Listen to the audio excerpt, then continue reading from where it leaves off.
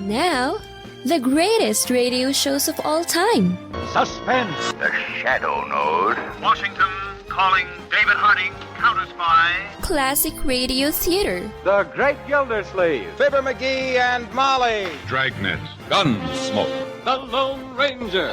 Now, step back into a time machine with your host, Wyatt Cox. Good evening, friends of the Inner Sanctum.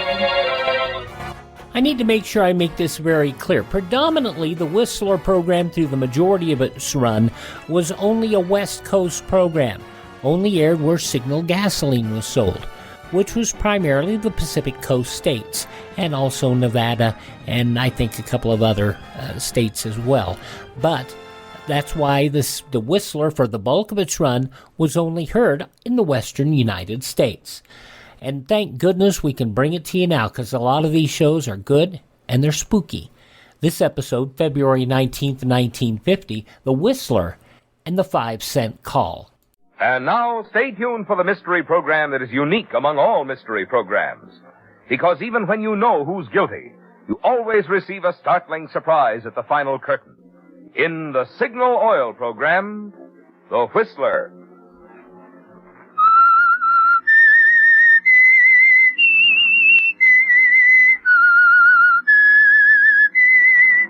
S-I-G-N-A-L.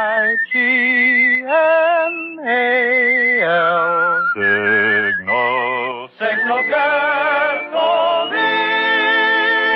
Signal, the famous Go Farther gasoline, invites you to sit back and enjoy another strange story by The Whistler.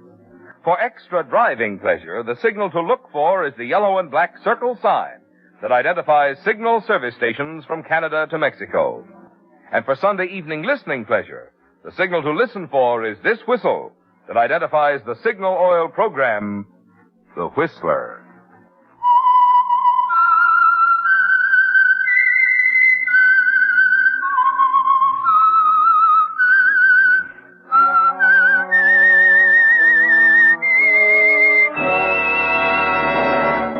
I am the Whistler, and I know many things, for I walk by night. I know many strange tales hidden in the hearts of men and women who have stepped into the shadows. Yes, I know the nameless terrors of which they dare not speak. And now, for the Signal Oil Company, The Whistler's strange story. 5-Cent Call.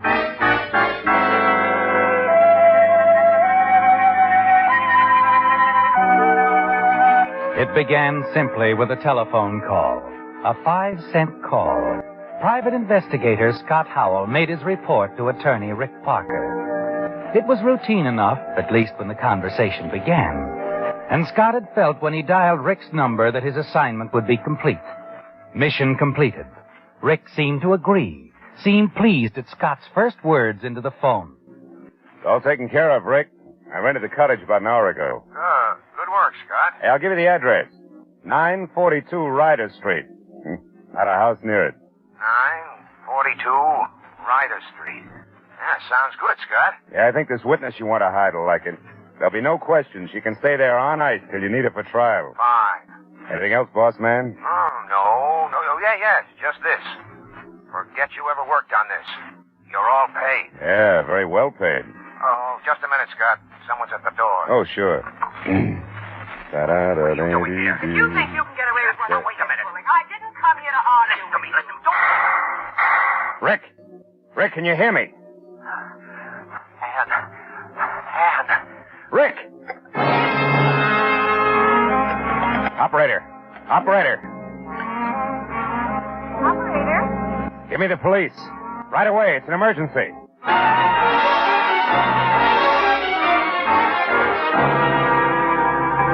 You can't understand it, can you, Scott? The strange, violent scene that must have taken place at Rick Parker's apartment. You thought it was a lover's quarrel, just an exchange of words. But now you're certain it was something else, and you waste no time in contacting the police. 20 minutes later, you're facing a man you've talked to before, Lieutenant Perez of Homicide. He's quiet, but gently insistent, isn't he, Scott? A man you wouldn't want to go up against. But he does seem satisfied. with almost everything that you tell him. Yeah, that's all then, Scott. You phoned your client, Rick Parker, made your report. Yeah, that's right. Then he excused himself for a moment, stepped away from the telephone. Right, and then I heard the voice. An argument. With some woman. Yeah, that's it. Well, that's all I know, Lieutenant Perez. You, didn't hear any mention of the woman's name? Name? Why, no. No, I didn't. Rick just kind of, breathed into the phone, but he didn't answer when I called him. All right, thank you, Scott.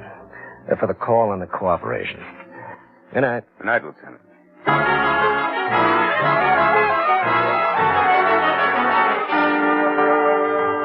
You wonder why you didn't mention Anne to Lieutenant Perez. But it's a part of your trade as a private investigator, not to tell everything to anyone.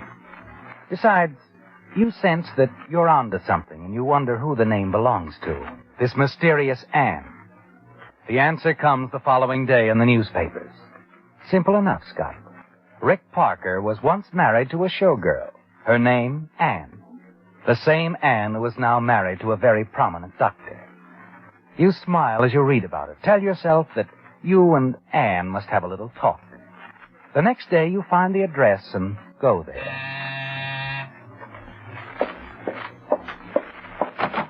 Yes? Oh, hello. I suppose you're Ann. I don't believe that we've ever met. No, we haven't met. Howell's the name, Scott Howell. Private investigator. Errand boy, messenger. Sorry, Mr. Howell, I've no errands to be run today. Uh-huh. And you can take your foot out of the door or I'll call my husband. Oh, he's not in. How did you...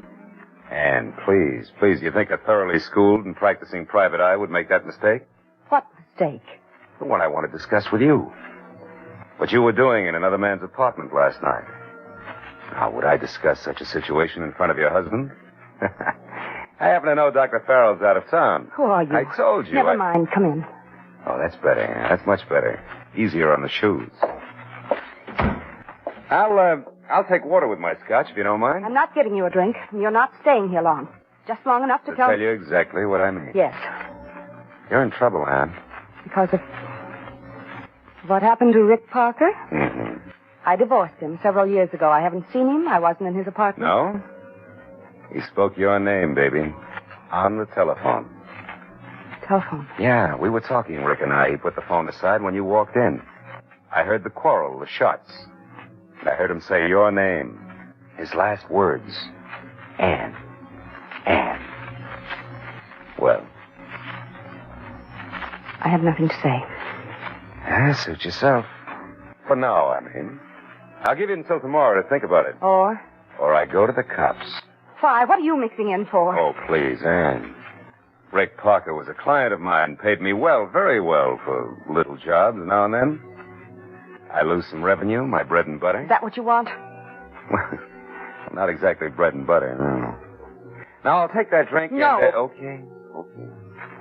You don't want to be chummy, huh? All right, I'll go quietly. And stay quiet if you'll send me $5,000 by tomorrow night. Oh, you'll find me in the phone book. Take it over, Ann. Cheap, I'd say. You certainly are. You said you'd let me think about this. I think better alone, Mr. Howell. Do you mind? No, I can take a hint. But I'll be waiting, and none too patiently. Not too patiently at all.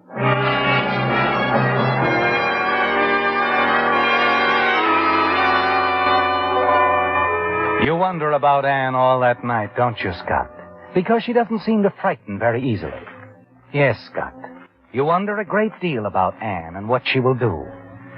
But you have your answer the following evening when you arrive home. And there's an envelope in your mailbox addressed in a feminine hand. You open it, check the contents, and grin broadly. 5,000. Hello, Scott. Oh, Lieutenant Perez, what's on your mind? Oh, just wanted to check a few more points on the Parker case. I missed you at your office. Yeah, I left early. I was wondering about that telephone call, Scott. How long would you say you and Rick Parker talked? Oh, maybe a minute at the most. And up until you heard that other voice, Parker seemed normal, not upset about anything? That's right. I just wondered. All right, thank you, Scott. Not at all. Well, so you got a letter. Oh, yeah. Yeah, I belong to the Lonely Hearts Club, Lieutenant. Mm-hmm. And she loves you? Oh, she's crazy about me. We'll be exchanging pictures soon. That should put an end to it. Yeah, you're cute, too. Think so, Scott? Maybe you should send her my picture. Good night. Night.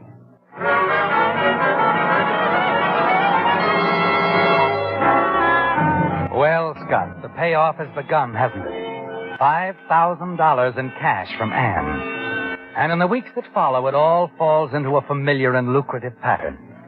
You call on Anne again and again. And after each visit, the envelopes arrive with additional payments. It's going beautifully, isn't it?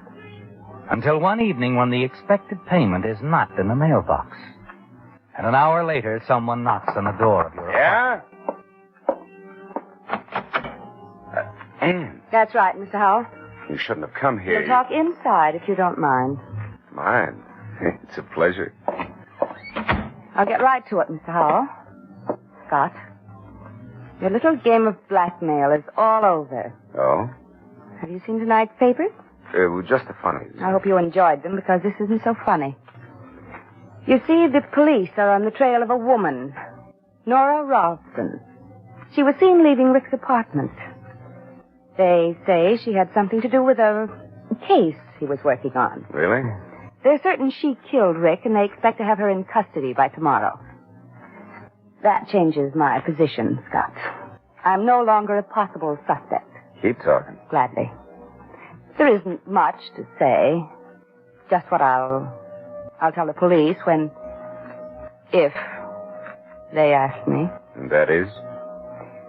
Why I was in Rick's apartment at the time he was shot. You see, he was bothering me. Rick didn't seem to get the idea that an ex-husband is no more than that.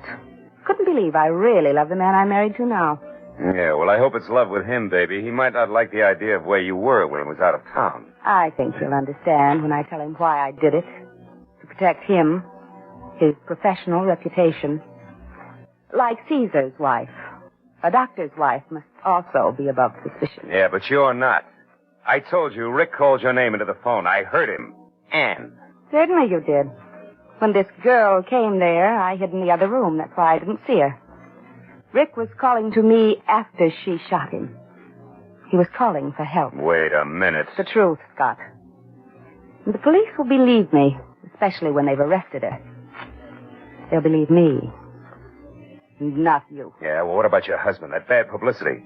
If you go to the police, the newspapers will have... The police will keep my name out of it, I'm sure. They'll be just as anxious to protect my husband's name as I was. And they'll be quite pleased to rid society of another blackmailer. I guess you win.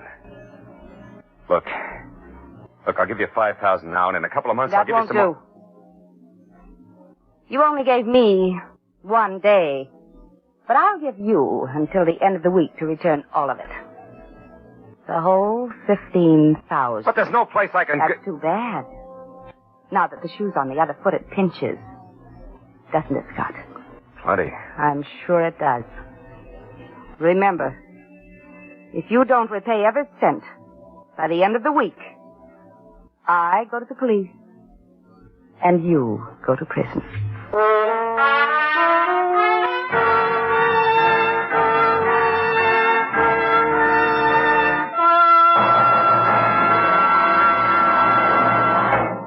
February 19th, 1950, The Whistler on Classic Radio Theater with Wyatt Cox. Thanks for tuning in to Classic Radio Theater with Wyatt Cox here on your favorite station. Now more of The Whistler and the 5-cent call from February 19th, 1950.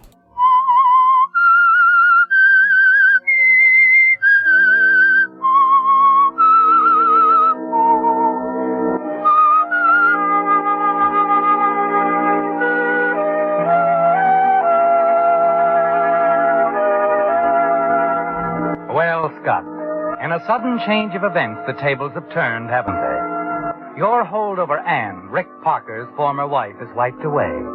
And she's insisting on the return of the money you've managed to take from her. You're going to have trouble returning Anne's money, because you've spent a great deal of it. And then suddenly your thoughts turn to Nora Ralston, the woman the police are looking for. And as you think about her, a plan begins to take shape in your mind. Yes. But before you can make a move, you've got to find her. In the days that follow, you use every trick you've ever known, checking every angle carefully. Finally, from Rick's former switchboard operator, you get what seems like a good lead. Late that evening, you return to your office and make a phone call. Hello? Hello, Nora. I'm sorry, you had the wrong... Hold it, sweetheart. This is Scott Howell. Still there? Yes. Guess you read about it in the papers, huh? I was talking to Rick when he was killed. Overheard him quarreling with his killer. I read about it. I didn't tell the police what I overheard. That is, not all of it. Well, we talk it over? Where are you now? At the office. I'll meet you wherever you say. Golden Gate Park in an hour, back of the museum. Okay.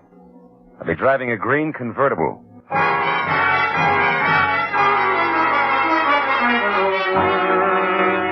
It's a break, isn't it, Scott? After days of searching for Nora Ralston, you finally found her. And now you've an appointment to meet her. It's the chance that you've been waiting for. As you drive your convertible up Gary Street, you tell yourself you'll have to move with caution in dealing with Nora Ralston. A dangerous woman, isn't she, Scott? She's already killed one man. And now, hounded by the police, there's no telling what she'll do. A few minutes before 8, you drive into the park and find Nora waiting for you back at the museum alone. As she slides into the seat next to you, a gun suddenly appears in her hand. Just keep driving, Scott. What's the idea? The idea is I don't trust you. Oh, now look, baby. You wanted to talk, didn't you? All right. Drive out to the beach. We'll talk.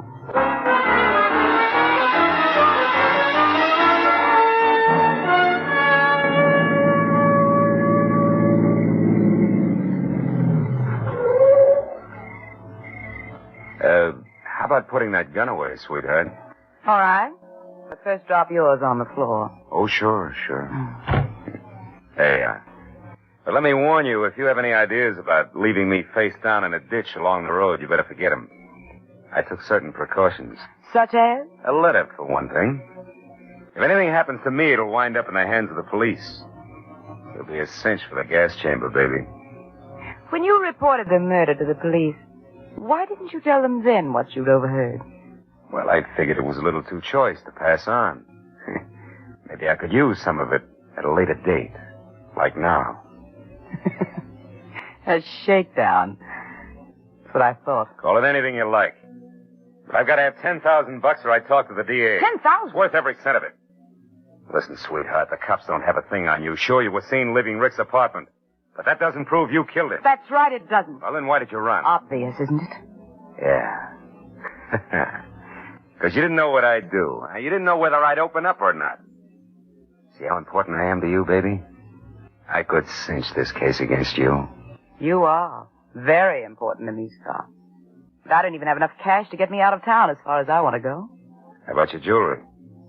I know you've got quite a bit. Rick was generous, real generous. Yes, Rick was generous. I still have every piece of jewelry he gave me. It's worth at least... 15 grand. I know. I got the stuff for him. It was hot, wasn't it? Well, not exactly. No, it was just sort of simmering. So you won't have much trouble getting rid of it? No trouble at all. Should bring around 10,000. 10,000? Mm-hmm. Good. I was counting on your help. That's why I agreed to meet you. Help? What do you mean? I've got news for you, Scott. You're not going to blackmail me. But I'm willing to make a deal, convert my jewelry into cash, and I'll split it with you. Split it? Oh, no. I need the whole 10,000. Don't be silly. I'll need at least 5 to get as far away from here as possible. You don't want the police to catch up to me, do you? Why should I care if they do? Look, pal, I happen to know a lot about you, those deals with Rick. So what? For a smart lawyer, Rick talked too much. He told me about the deals the two of you pulled on some of his clients. That old man in Mill Valley, for instance, the will he left. $50,000 to Rick. A forgery, Scott. You had it done. You got a nice cut out of it. Now, wait a minute. Wait. There were other deals, too. I could tell the DA all about them. An investigation could send you to San Quentin for 30 years. So you see, you just can't afford to have me picked up by the police now, can you? No, I guess I can't.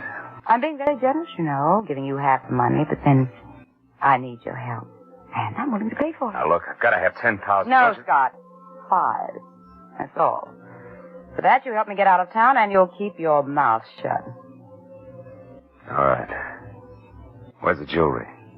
Drive me back to town. I'll pick it up and call you at your office, say, around 10. And the conclusion of The Whistler and the 5-cent call from February 19th, 1950 follows these important messages from your favorite radio station. Thank you so much for tuning in to Classic Radio Theater with Wyatt Cox here on your favorite radio station.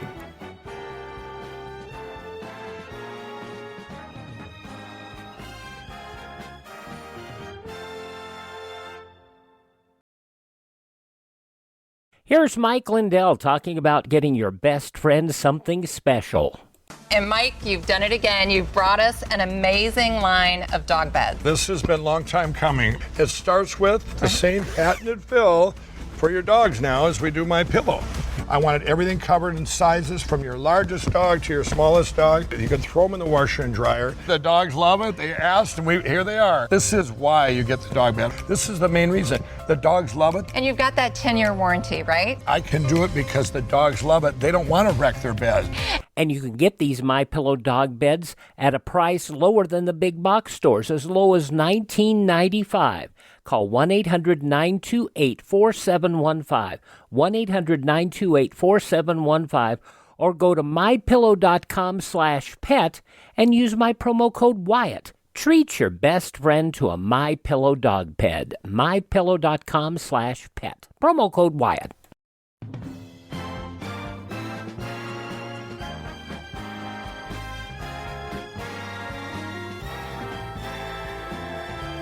Now on Classic Radio Theater with Wyatt Cox, the conclusion of The Whistler and the 5-cent call from February 19th, 1950.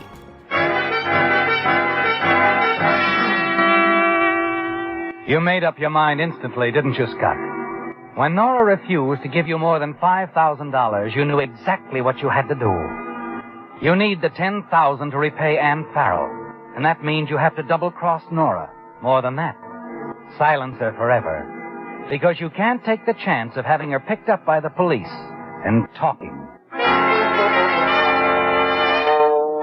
You're sitting at your desk waiting for Nora's call when a few minutes before 10, you have an unexpected visitor. Hello, Scott. Oh, Lieutenant Perez. Mind if I come in? Well, I was just about ready to close up shop. What can I do for you? What do you know about Nora Ralston? What makes you think I know anything about her? I'm just wondering. You were working for Rick Parker. Sure. He knew Nora Ralston quite well, I understand. Yes, I read in the papers. Rick ever talked to you about her? No. We never discussed his private life. And Nora was his private life. Oh, excuse me. Hello? Scott? Yeah. It's Mrs. Ansley. Nora, Yeah, I know. you're not alone? No. Police? That's right. Nothing to get alarmed about. Everything's going swell. Can you meet me? Of course, Mrs. Ansley. I'll be at the corner of Divisadero and Jackson in half an hour. Right. Be sure you're not followed. Don't worry, Mrs. Ansley. I won't be. Bye. That was a client, Lieutenant. Nice old lady from Philly. Well, as I was saying... Sure. I'll be running along. Yeah, I'll walk out with you, Lieutenant.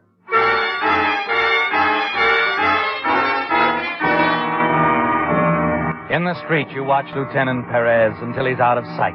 Then quickly you get into your car and drive into the Mission District. From time to time, you glance at your rearview mirror. And finally swing across Market Street and up Fillmore. And then, certain you're not being followed, you turn into Jackson Street and pull up at the corner of Divisadero. Get in, Nora. You're late. I just wanted to make sure I wasn't being tailed.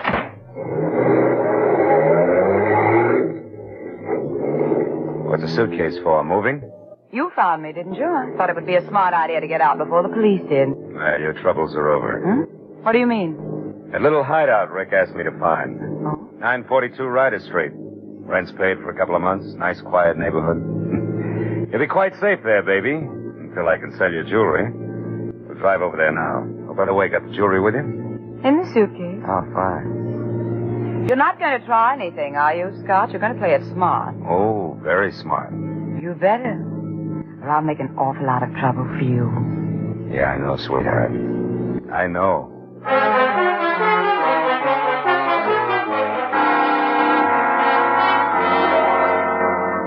Yes, you're well aware of that fact, aren't you, Scott? And as you drive up the road to 942 Ryder Street, you realize there's one thing you could do to pay back the money you owe Ann Farrell and prevent Nora from falling into the hands of the police and telling them all that she knows about you. Finally, you reach your destination. Bring the key out of your pocket. Open the back door of the cottage you'd rented for Rick Parker. Suddenly, as Nora walks past you, you reach out and grab her purse. Give me that. I want that gun of yours, baby. There we are.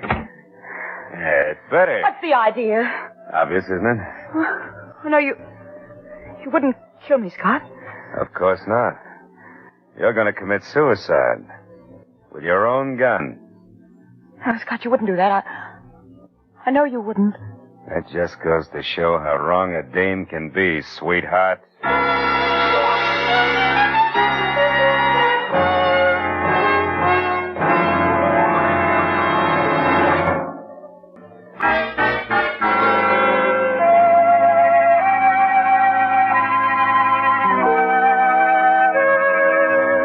It's over, isn't it, Scott? Nora Ralston is dead. The police will find her body in the cottage in the remote little hideout, a suicide. The murder weapon, the same gun she used to kill Rick, will be in her hand, and the case will be closed. In a few days, you'll dispose of her jewelry quietly through your contacts. And you'll have enough money to pay Ann Farrell every cent you owe her. Keep her from going to the police, telling them that you were blackmailing her. Now you pick up Nora's body, place it in a chair, and then as you're about to put the gun in her hand, you hear the door open behind you. Suddenly the lights go on. Hello, Scott. Lieutenant. Yeah, drop the gun. Nora Ralston. Oh, well. Now, look, Lieutenant Perez, I can tell you... Scott. You know, we've been waiting for a long time for someone to show up here. Didn't expect you, though. What do you mean, waiting over? We've had this place watched since the night Rick Parker was killed. You've been watching this? Wait a minute, that can't be. How did you... How did we know about it? Simple. The night Rick was murdered, we found an address on his telephone pad. This address. It's your own fault, Scott. You should have realized when you give an address to someone over the phone, they usually write it down on the phone pad.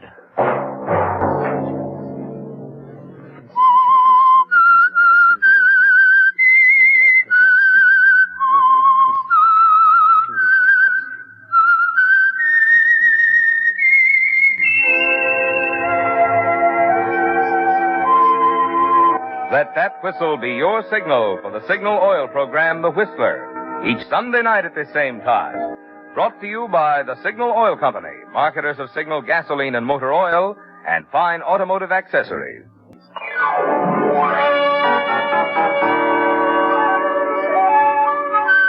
Featured in tonight's story were Gerald Moore, Virginia Gregg, and Betty Lou Gerson. The Whistler was produced and directed by George W. Allen, with story by Adrian Jondeau, music by Wilbur Hatch, and was transmitted to our troops overseas by the Armed Forces Radio Service. The Whistler is entirely fictional, and all characters portrayed on The Whistler are also fictional. Any similarity of names or resemblance to persons living or dead is purely coincidental. February 19th, 1950, The Whistler on Classic Radio Theater with Wyatt Cox.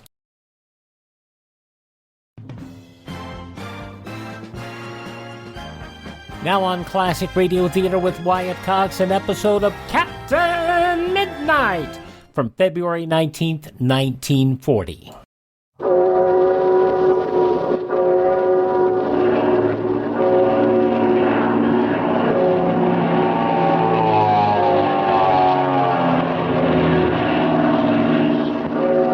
The Skelly Oil Company presents Captain Midnight.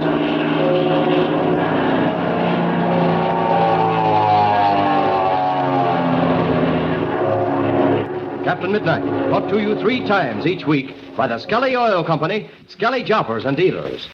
And now to Captain Midnight.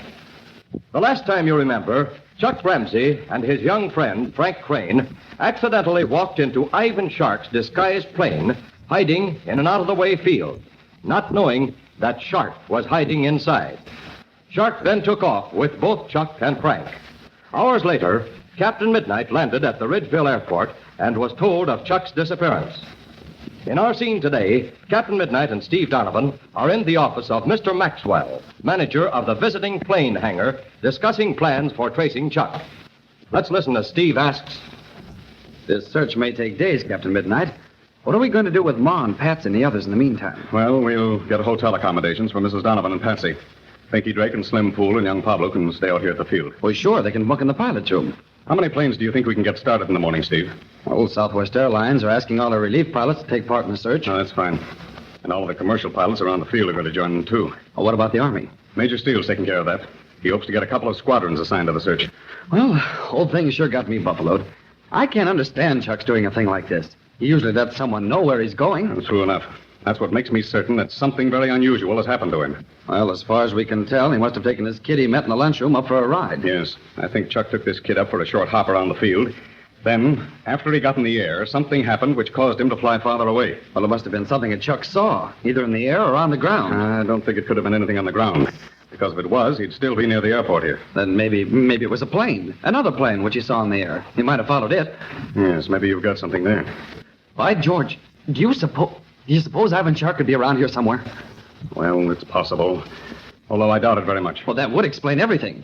If Chuck saw Ivan Shark's plane in the air, he naturally would follow it. And if he did, well, he might be hundreds of miles from here by now. Wait just a second, Steve. If he saw Ivan Shark's plane in the air and started to follow it, he most certainly would radio a report to the field here. If the chase continued, he'd be sending in messages every few minutes. Yeah, I guess you're right. Well, and that theory's out. No, wait, not definitely. Chuck's radio might have gone haywire. Oh, that's right. Maybe that's what's happened. Yes, sir. Hello, gentlemen. I'm sorry to keep you waiting. Oh, that's all right, Maxwell. Oh, you know Steve Donovan here, don't you? Well, of course I do. We're old friends. Hello, Steve. Hi, Maxwell. I've known Maxwell for years. What did you find out, Maxwell? I've got 12 ships and pilots lined up from my own hangar. They'll be ready to take off at daybreak. Oh, that's great work. Chuck's had a forced landing anywhere around here. We'll find him by noon. I'll say we will. Between the boys from this hangar and Southwest Airlines, we ought to have about 18 ships in the air. Yes, and that doesn't count the Army planes. Well, boys, I don't see how we can miss. And another thing, the weather looks awfully good. Oh, pardon me a minute. Yes, of course. Maxwell talking. Who is it? Oh, yes, Hilton. Glad to hear from you. Captain Midnight? Well, he's here in my office right now. Okay, we'll wait for you here. Hilton? Who's he? Oh, I don't think you know him, Steve, but probably Captain Midnight does. Hilton? Oh, what's his first name? His first name is Fred. Fred Hilton? Well, of course I know him. Is he working around here now? Yes, he was assigned to some special border work recently. I understand Major Steele knows him, too. He should know him. Well. But what does this Hilton want to see Captain Midnight for? You got me there. Said he had some very important news for Captain Midnight. Important news for me, huh? Well, I wonder what it could be. Well, we'll find out pretty soon. Where was he, Max, when he was talking to you? Well, he's over at the administration building. Should be here any second now. Oh, wait a minute. I think I hear someone outside the door now. Well, Fred Hilton, how are you? Awfully glad to see you, Captain Midnight. How are you, Maxwell? Fine, Hilton, fine. Oh, meet a friend of mine, Fred, Steve Donovan. He's pilot for Southwest. Oh, glad to know you, Donovan. Pleased to meet you, Hilton. Maxwell says you've got some news for me, Fred. You bet I have. Plenty. Good. Well, I guess I'd better start at the beginning. Jack Redding, well, you don't know him, Captain Midnight. He's a new man. Mm-hmm. Jack and I have been doing some special work along the border. Yeah, so Maxwell told me. There's been a lot of smuggling going on by plane. And we know the smugglers have been using isolated fields as refueling bases. Mm-hmm. Our instructions were to locate these fields and see if we could break up the gang that way. I understand. Now, go ahead. I was landing at a field quite a ways west of here this morning to pick up Jack when I saw another ship in the air. Naturally, we are rather suspicious of any planes flying around in that desolate country, so I was tickled to death when the pilot landed. Just a minute. What kind of a plane was it? It was a blue-winged, four-passenger cabin job, Moberly. Great Scott, listen to that. What? Oh, that's the plane Chuck was flying. Just a minute. What happened, Fred? Was Chuck Ramsey actually flying that plane? He most certainly was. I asked to see his pilot's license, and he gave it to me. It had his picture and description on it, and his signature. Mm-hmm. Couldn't be any mistake. Well, we're getting somewhere. Was anyone with him? Yes, there was. Young kid who said his name was Frank Crane. Oh, now we are getting somewhere. Everything begins to fit together. Well, go on. Tell us the rest. Frank Crane, eh? Now, how old a kid is he? About Chuck's age, I'd say. Maybe a little bit younger. Well, what were they doing way out there? Naturally, I was suspicious about that. Young Ramsey said they were just out on a joy hop, and that didn't look reasonable to me because it's rather rough country. Rough country wouldn't stop Chuck. No, I don't think it would. But anyway, young Crane said he told Ramsey it was pretty country out this way, and it is. Although it isn't the kind of country I'd be taking a pleasure hop over. Oh, okay. What happened next? The moment I didn't think their story held together. And then something else happened, which didn't look good at all. Well, come on. Get to the point. Ramsey was flying an unlicensed plane. Uh-oh. I never thought about that. I did. And I told Chuck as soon as we got here to Ridgeville to report the matter to the Bureau of Air Commerce. Yes, that's what young Ramsey said. He evidently tried to get the inspector here that evening, but the office was closed. But he did report the next morning. Yeah. I knew Chuck wouldn't fail to do that. Of course, I didn't believe him, so I put them under arrest. What? Put them under arrest? Well, if that isn't one for the books. I should say. Well, tell me, how did Chuck take that? He didn't like it very well, but he took it like a man. Well, come on. What happened next, Fred? Well, I questioned him further, and one thing led to another. Finally, your name slipped out. I'll bet that surprised you. It sure did. Then he mentioned Connolly and Major Steele, and then I knew he was on the level. Yes, he wouldn't know these things if he wasn't. Ramsey was anxious to get back here to the airport because he wanted to go out and see how Connolly was getting along, so I told him to go ahead and take off. I see, and that was the last you saw of him. That's right. Then, Fred, you were the last one to see Chuck. Tell me, what time was it you had this conversation with him? Between 9:30 and 10 o'clock this morning. What time did he take off to come back here? Oh, I'd say it was about 10 o'clock. 10 o'clock. Where is this field, Fred? It's west of here, about 75 miles. Well, then, Captain, all we've got to do is search the country between here and that field 75 miles away. Yes. I wonder who's coming in now. Come in. Could I speak to the manager? Well, I'm the manager, ma'am. What can I do for you? I'm looking for my boy. Your boy? Who are you? My name's Crane, sir. Miss Louis Crane. Mrs. Crane? What is your boy's first name, Mrs. Crane? His name's Frank, sir. And he should have been home long ago. Well, when did you see your boy last, Mrs. Crane? I saw Frank this morning when he left for the field. He's just crazy about flying, and he's been taking flying lessons. That is when we could spare the money. I understand, Mrs. Crane. And that was, you say, early this morning? Yes, it was early this morning, but I did see him later than that. Later than that? Well, tell us about it. He flew over the house about 8:30, and he dived down and he waved at me. Could you tell us the kind of a plane he was in? Well, all I know is it had blue wings. Blue wings. It all fits in. Young Crane said that he had flown over his home. After that, they started out west. Please, sir, what are you talking about? Do you know what's happened? What's happened to my Frank? Well, I'm afraid, Mrs. Crane, I can't tell you definitely about that yet. However, but please, you do know something. I can tell by the way you talk. You must have seen Frank, and you must have talked to him. Oh, please tell me what's happened to him. I beg of you, Mrs. Crane. Now, please compose yourself. There's no reason at all to suppose that any harm has happened to your boy. But I don't understand. You gentlemen know something about Frank. I know you must. Now, just one moment, Mrs. Crane, while I explain. Something's happened to Frank. I'm sure it has. Mrs. Crane, you mustn't go on like that. I assure you that, well, as far as we know, nothing has happened to your boy. You're sure? You're sure nothing has happened to him? I said, Mrs. Crane, as far as we know. But I don't understand just what has happened. Where's Frank gone, and why hasn't he come back? Just a moment, please. Now, I'll try to explain everything to you. You see, your son met a young friend of mine, a boy by the name of Chuck Ramsey. Now, I'm as fond of Chuck as you are of your boy. Well, your boy, Frank, met Chuck this morning while they were having breakfast together at the airport lunchroom. All we know is that they got to talking about flying, and Chuck offered to take Frank for a ride. They flew north from the airport, dived down over your home, and your boy waved to you. Yes, I was out in the yard. Then they flew west, and later, seeing a plane on a field about 75 miles from here, they landed. The plane they saw was flown by Mr. Hilton here, whom you heard mention Frank's name. You talked to him, didn't you, Mr. Hilton? Yes, I did, Mrs. Crane. He was all right then. Then, after talking to Mr. Hilton, the two boys got into Chuck's plane and took off for the airport here. Well, they didn't arrive. Yes, go on. But that's nothing to be alarmed about. Because they may have hit a forced landing due to engine trouble and haven't been able to get to a telephone to report themselves. But I assure you, Mrs. Crane, we will find your boy and return him to you. Oh, thank you. We've got to find both him and Chuck Ramsey. But will finding young Frank Crane and Chuck Ramsey be as easy as all that? Little does Captain Midnight realize that there will be many days of anxiety and suspense before he even knows that Chuck is alive. Thrilling developments are ahead Don't miss them. Tune in to Captain Midnight. Be sure to tune in our next program for a very important announcement that you'll be thrilled to hear. And tell all your friends to listen in, too, for sure. So don't forget to tune in again Wednesday, same time, same station, for further transcribed adventures of Captain Midnight. Brought to you every Monday, Wednesday, and Friday by the Skelly Oil Company, Skelly Jobbers, and Dealers. Until Wednesday, this is Don Gordon, your Skelly Man, saying goodbye and happy landing!